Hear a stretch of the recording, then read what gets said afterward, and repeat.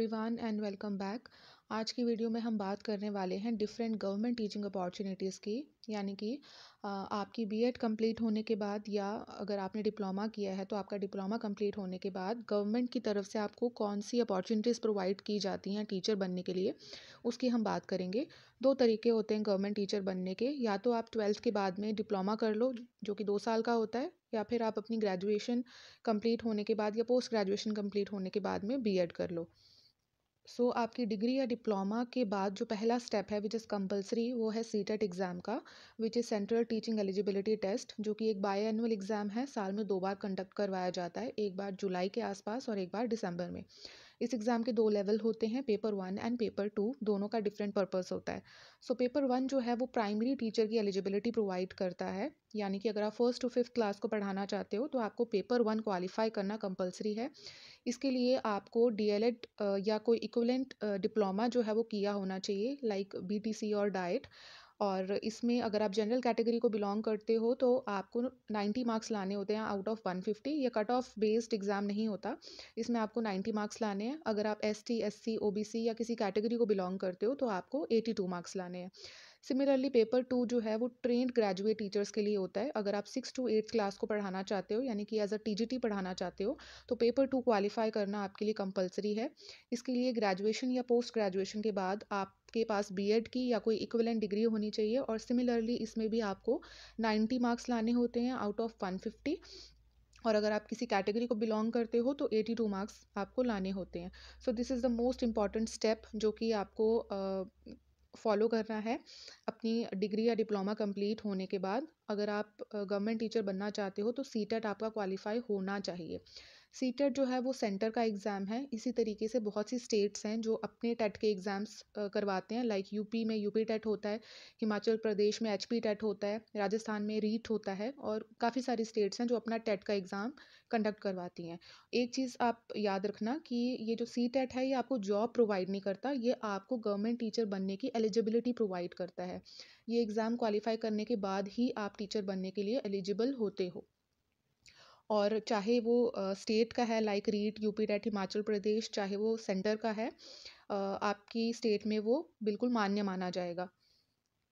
अगर आप स्टेट का टेट क्वालिफाई करते हो तो वो सिर्फ आपकी स्टेट में के लिए ही आपको एलिजिबिलिटी प्रोवाइड करेगा। अगर आप सी टेट करते हो which is central teaching eligibility test, तो वो आपको ऑल ओवर इंडिया टीचर बनने के लिए एलिजिबिलिटी प्रोवाइड करेगा। अब हम बात करेंगे डिफरेंट गवर्नमेंट इंस्टीट्यूशंस की जो आपको टीचिंग के लिए जो है पोस्ट प्रोवाइड करते हैं। इसमें सबसे पहले आता है केंद्रीय विद्यालय संगठन। बहुत ही भारी मात्रा में ये टीचर्स को एम्प्लॉय करता है, और हर 2 से 3 साल में आपको केंद्रीय विद्यालय की वैकेंसी जो है वो देखने को मिलती है। केंद्रीय विद्यालय में 3 कैटेगरी के टीचर्स होते हैं, PRT, TGT and PGT. PRTs are primary teachers. पहले जो पीआरटीज़ थे, अगर आपके पास बीएड की डिग्री है, अगर आपने बीएड की हुई है तो आप प्राइमरी टीचर बनने के लिए एलिजिबल होते थे। लेकिन अभी 1-2 साल से बीएड वालों को पीआरटी की कैटेगरी से निकाल दिया गया है। पीआरटी के लिए आप तभी एलिजिबल हो अगर आपने 12th के बाद डीएलएड किया है, which is a 2 year diploma. ज़रूरी नहीं है 12th के बाद आपने किया हो, कभी भी आपने अगर ग्रेजुएशन के बाद भी आप कर लेते हो ये, तो भी आप प्राइमरी टीचर बनने के लिए एलिजिबल हो। प्राइमरी टीचर बनने के लिए आपको डीएलएड चाहिए या कोई इक्विवेलेंट डिप्लोमा चाहिए, और साथ ही साथ आपका सीटेट पेपर 1 जो है वो पक्का क्वालिफाइड होना चाहिए। सिमिलरली ट्रेंड ग्रेजुएट टीचर यानी कि टीजीटी के लिए आपके पास ग्रेजुएशन कंप्लीट होनी चाहिए या कोई इक्विवेलेंट डिग्री होनी चाहिए, और सीटेट पेपर 2 आपका ज़रूर क्वालिफाई होना चाहिए।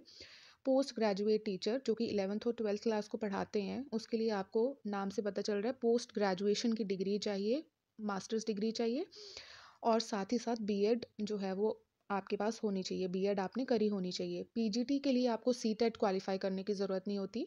CTET paper 1 for PRT and CTET paper 2 for TGT. इसके अलावा कुछ सब्जेक्ट्स होते हैं, उसमें अगर आपको एज अ पीजीटी जाना है, like PGT computer science and PGT biotechnology, तो उसके लिए आपको बीएड नहीं चाहिए होती, सिर्फ पोस्ट ग्रेजुएशन सफिशेंट होती है। केंद्रीय विद्यालय संगठन जो है ये आपको बहुत अच्छी अपॉर्चुनिटी प्रोवाइड करता है और बहुत ही भारी मात्रा में वैकेंसी देखने को मिलती है। हर 2-3 साल में आपको ये अपॉर्चुनिटी मिलती है।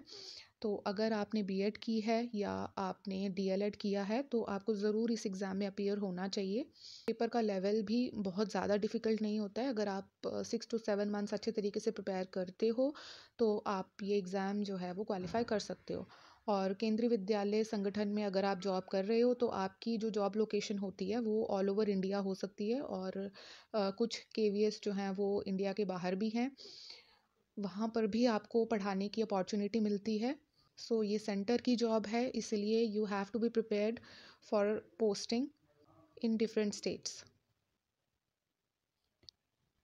दूसरी जो अपॉर्चुनिटी आपको प्रोवाइड की जाती है वो होती है एनवीएस की, जवाहर नवोदय विद्यालय समिति। केंद्रीय विद्यालय की तरह है, ये भी एक सेंटर गवर्नमेंट के स्कूल्स हैं और ये रेजिडेंशियल स्कूल्स है, यानी कि जो बच्चे यहाँ पर पढ़ते हैं वो यहीं स्कूल के हॉस्टल्स में रहते हैं। अगर आप एनवीएस में जॉब करते हैं तो आपकी हॉस्टल ड्यूटीज़ भी जो हैं वो लगेंगी। और इसकी अगर हम एलिजिबिलिटी की बात करें तो इसका eligibility criteria same that of KVS होता है और यहाँ पर आपको टीजीटी और पीजीटी की पोस्ट देखने को मिलती है, trained graduate teacher and post graduate teacher. और जॉब लोकेशन जो है वो ऑल ओवर इंडिया होती है सेम केवीएस की तरह। You have to be prepared for posting in any state. NVS की वैकेंसी भी आपको हर 2-3 साल में देखने को मिलती है और काफ़ी हैवी वैकेंसी आती है एनवीएस की भी। एनवीएस जो है ये भी एक बहुत अच्छी अपॉर्चुनिटी है अगर आप गवर्नमेंट टीचर बनना चाहते हो। थर्ड अपॉर्चुनिटी आप देख सकते हो, Delhi subordinate service selection board which is DSSB। DSSB जो है यहाँ पर भी आपको 3 कैटेगरी की वैकेंसी देखने को मिलती है, PRT, TGT and PGT. PRT के लिए आपको 12th पास करनी है, उसके बाद आपको डीएलएड चाहिए, उसके बाद आपको सीटेट पेपर 1 जो है वो आपका क्वालिफाइड होना चाहिए। टीजीटी के लिए आपकी ग्रेजुएशन कंप्लीट होनी चाहिए, साथ में आपके पास बीएड की डिग्री होनी चाहिए और सीटेट पेपर 2 आपका क्वालिफाइड होना चाहिए। और पीजीटी के लिए आपके पास मास्टर्स डिग्री होनी चाहिए और साथ ही साथ बीएड होनी चाहिए। सीटेट के जो रूल्स होते हैं वो DSSB में थोड़े से डिफरेंट होते हैं। अगर आप दिल्ली के ओबीसी हो, अगर आप ओबीसी कैटेगरी को बिलोंग करते हो और आप दिल्ली के रहने वाले हो तो आपको 82 मार्क्स चाहिए आउट ऑफ 150। लेकिन अगर आप किसी और स्टेट के ओबीसी हो तो आपको 90 मार्क्स ही लाने हैं। अगर आप जनरल कैटेगरी को बिलोंग करते हो तो अगेन 90 मार्क्स चाहिए, और अगर आप एसटी या एससी को बिलोंग करते हो, एनी स्टेट एसटी एससी, तो आपको 82 मार्क्स चाहिए। ये कुछ सीटेट के रूल्स का डिफरेंस था DSSB में और बाकी स्कूल्स में जो मैंने आपको बताया। अगर आप किसी भी स्टेट को बिलोंग करते हो, इंडिया की आप किसी भी स्टेट से हो, आप DSSB में टीचर की पोस्ट के लिए अप्लाई कर सकते हो। लेकिन जो आपकी जॉब लोकेशन रहेगी वो दिल्ली में ही रहेगी। मान लो आप अ, हरियाणा से हो या हिमाचल से हो या उड़ीसा से हो, आप अप्लाई कर सकते हो, आप बिल्कुल एलिजिबल हो DSSB के लिए, लेकिन आपकी जॉब लोकेशन दिल्ली में ही रहेगी। आपकी जो ट्रांसफ़र वगैरह है वो दिल्ली में ही होगी। ये भी एक बहुत अच्छी अपॉर्चुनिटी है और हर 2-3 साल में आपको अच्छी खासी वैकेंसी DSSB में भी देखने को मिलती है। इसके अलावा आप लोग EMRS के लिए भी अप्लाई कर सकते हो, which is Eklavya model residential schools. NVS की तरह ये भी रेजिडेंशियल स्कूल्स होते हैं। इसके लिए आपको ESSE नाम का एक इनका एग्ज़ाम होता है EMRS का, उसमें अपीयर होना होता है। ESSE stands for EMRS staff selection exam. जो एकलव्य मॉडल रेजिडेंशियल स्कूल्स होते हैं, जैसे कि मैंने बताया नवोदय विद्यालय की तरह ये भी रेजिडेंशियल स्कूल्स होते हैं और यहाँ पर आपको टीजीटी और पीजीटी की वैकेंसी देखने को मिलती है। और ये स्कूल्स जो हैं ये बेसिकली ट्राइबल पॉपुलेशन के लिए होते हैं। जो आपकी ट्रांसफ़र्स होती हैं वो भी थोड़ा ट्राइबल एरियाज़ में रहती हैं। और यहाँ पर पीआरटी की वैकेंसी नहीं होती क्योंकि रेजिडेंशियल स्कूल्स हैं, तो ऑब्वियसली छोटे बच्चे जो हैं वो यहाँ पर नहीं होते। और इसके अलावा OMR बेस्ड इसका एग्ज़ाम होता है, इसमें भी आपको अच्छी खासी वैकेंसी देखने को मिलती है और ये भी एक बहुत अच्छी अपॉर्चुनिटी है जो आपको मिस नहीं करनी चाहिए अगर आप टीचर बनना चाहते हो। इसमें आपको डिफरेंट स्ट्रीम्स के टीजीटी और पीजीटी की वैकेंसी देखने को मिलती है, social science, history, English, maths, SST, सभी सब्जेक्ट्स की आपको वैकेंसी देखने को मिलती है। और इसमें भी जो आपकी जॉब लोकेशन होती है वो डिफरेंट डिफरेंट स्टेट्स में हो सकती है। इसके अलावा एक बहुत अच्छी अपॉर्चुनिटी है जो आपको आर्मी पब्लिक स्कूल्स में देखने को मिलेगी। एपीएस में भी आपको 3 लेवल के टीचर्स देखने को मिलते हैं, पीआरटी, टीजीटी एंड पीजीटी। इसका जो सिलेक्शन प्रोसेस होता है वो बाकी स्कूल्स के कंपैरिजन में थोड़ा सा डिफरेंट होता है। यहाँ पे आपको आपकी एजुकेशन कंप्लीट करने के बाद सीटेट का एग्ज़ाम क्वालिफाई करना है, और सीटेट के बाद आपका एक और एग्ज़ाम होता है जो कि एपीएस के द्वारा कंडक्ट करवाया जाता है, which is online screening test. So CTET qualify करने के बाद आपको एक ओएसटी का एग्ज़ाम देना है, और ओएसटी के लिए आप तभी एलिजिबल हो अगर आपने सीटेट क्वालिफाई किया है। For TGT and PRT, PGT के लिए सीटेट कंपलसरी नहीं है यहाँ पर भी सिमिलरली। सो अगर पीआरटी और टीजीटी के लिए आपको सीटेट पहले क्वालिफाई करना है, फिर आपको ओएसटी का एग्ज़ाम देना है।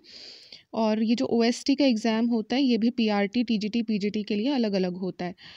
फिर ओएसटी का एग्ज़ाम अगर आपका क्वालिफाइड है, फिर आप एलिजिबल होते हो इंटरव्यू के लिए।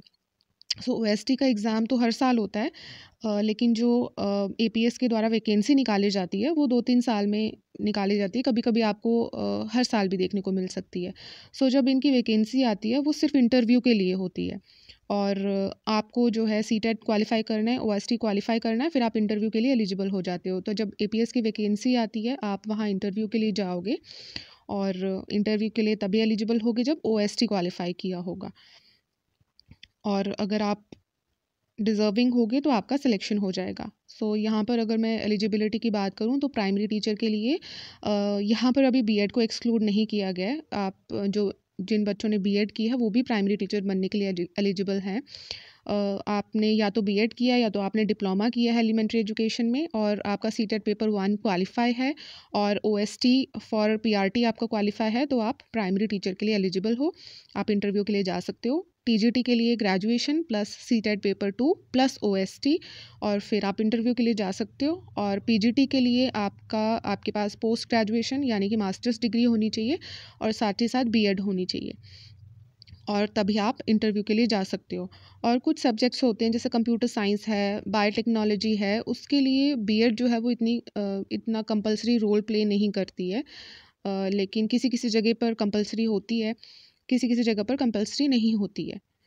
सो एपीएस में भी आपको कॉन्ट्रैक्चुअल वैकेंसी भी देखने को मिलती है, और परमानेंट वैकेंसी भी देखने को मिलती है। दोनों के लिए ही आप जा सकते हो। अगर आप परमानेंट वैकेंसी के लिए जा रहे हो, अगर आपका परमानेंट सिलेक्शन होता है एपीएस में, तो आपकी जो ट्रांसफ़र है वो ऑल ओवर इंडिया कहीं पे भी हो सकती है, क्योंकि आपको पता है आर्मी स्कूल्स भी जो है वो हर एक स्टेट में होते हैं, और किसी भी स्टेट में आपकी ट्रांसफ़र हो सकती है। So APS is a very good opportunity and you should definitely go for it. इसके अलावा अपने अपने स्टेट गवर्नमेंट एग्ज़ाम्स होते हैं। यहाँ पर भी पीआरटी, टीजीटी, पीजीटी 3 लेवल के टीचर्स होते हैं, और पीआरटी के लिए आपको डीएलएड चाहिए, सीटेट पेपर 1 चाहिए।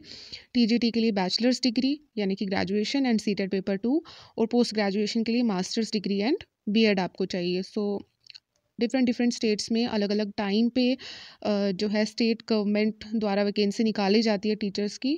तो ये भी आपके लिए एक बहुत अच्छी अपॉर्चुनिटी है, आप इसके थ्रू भी गवर्नमेंट टीचर बन सकते हो। और यहाँ पे जो आपकी जॉब लोकेशन होती है वो आपकी स्टेट में ही होती है। अगर आप स्टेट गवर्नमेंट की टीचर हो तो आपकी ट्रांसफ़र जो है वो अपनी ही स्टेट के डिफरेंट डिफरेंट स्कूल्स में होगी। इसके अलावा जैसे अभी आप देख रहे हो आरआरबी रेलवेज़ में भी टीचर की वैकेंसी है, तो इस तरीके की छोटी छोटी वैकेंसीज़ भी आती रहती हैं, लेकिन वहाँ पर आपको जो नंबर ऑफ़ वैकेंसी होता है वो बहुत ज़्यादा कम देखने को मिलता है। सो वो भी एक अच्छी अपॉर्चुनिटी है, आप उसके लिए भी जा सकते हो। इसके अलावा कुछ प्राइवेट इंस्टीट्यूशंस होते हैं, उनके बारे में भी मैं बात करूँगी। जैसे अगर आप अपनी प्रिपरेशन के साथ आप चाहते हो किसी स्कूल को जॉइन करना, या आप as a part time teacher job करना चाहते हो, तो आप कुछ प्राइवेट स्कूल्स होते हैं जैसे दिल्ली पब्लिक स्कूल्स हैं। सो जो दिल्ली पब्लिक स्कूल्स हैं वहाँ पर आपको अच्छी सैलरी भी मिल जाती है, और तो आप प्रिपेयर करते रहो, और साइड बाय साइड आप इन स्कूल्स को ज्वाइन कर सकते हो। या तो अगर आप प्राइवेट में ही जॉब करना चाहते हो तो डीपीएस जो है वो बहुत अच्छा ऑप्शन है। यहाँ पर भी पीआरटी, टीजीटी और पीजीटी तीनों कैटेगरीज के टीचर्स को लिया जाता है, और यहाँ पर बीएड जो है वो मस्ट है। बीएड आपके पास होनी चाहिए या एलिमेंट्री एजुकेशन का डिप्लोमा होना चाहिए प्राइमरी के लिए। और आईसीटी की नॉलेज होना काफ़ी ज़रूरी है, क्योंकि जो डीपीएस है वहाँ पर नॉट ओनली डीपीएस, जिन स्कूल्स के बारे में अभी हमने डिस्कशन की है वहाँ पे भी अगर आप टीचर बनना चाहते हो तो आईसीटी की नॉलेज होना काफ़ी ज़रूरी होता है, क्योंकि पावर पॉइंट प्रेजेंटेशंस का काफ़ी यूज़ रहता है। यहाँ पर आप ऑडियो विजुअल एड्स को यूज़ करके बच्चों को पढ़ाते हो, तो आईसीटी टेक्नोलॉजी की नॉलेज होना काफ़ी इंपॉर्टेंट है, स्पेशली फॉर डीपीएस। और सीटेट जो है वो यहाँ पर ऑप्शनल होता है। अगर क्वालिफाइड है तो काफ़ी अच्छा इंप्रेशन जाता है और आपके सिलेक्शन के चांसेस काफ़ी हाई रहते हैं। सीटेट जो है वो बहुत इंपॉर्टेंट पेपर है अगर आप टीचिंग फील्ड में जाना चाहते हो, क्योंकि सीटेट जो है ये एलिजिबिलिटी प्रोवाइड करता है आपको। और अगर आपके पास सीटेट है तो टीचिंग की फील्ड में जॉब मिलना गवर्नमेंट में तो ज़रूरी है ही, लेकिन प्राइवेट में भी सीटेट अगर आपका क्वालिफाई है तो बहुत अच्छा इंप्रेशन जाता है और आपको बहुत आसानी से जॉब मिल सकती है। और साथ ही साथ जो सैलरी है यहाँ पर वो आपकी काफ़ी अच्छी होती है, तो आप डीपीएस के लिए भी जा सकते हो अगर आप प्राइवेट में जॉब करना चाहते हो, या फिर अपनी गवर्नमेंट टीचिंग जॉब की प्रिपरेशन के साथ साथ आप लोग डीपीएस भी ज्वाइन कर सकते हो। इसके अलावा आपके स्टेट में भी काफ़ी सारे अच्छे अच्छे स्कूल्स होते हैं जिनको आप ज्वाइन कर सकते हो।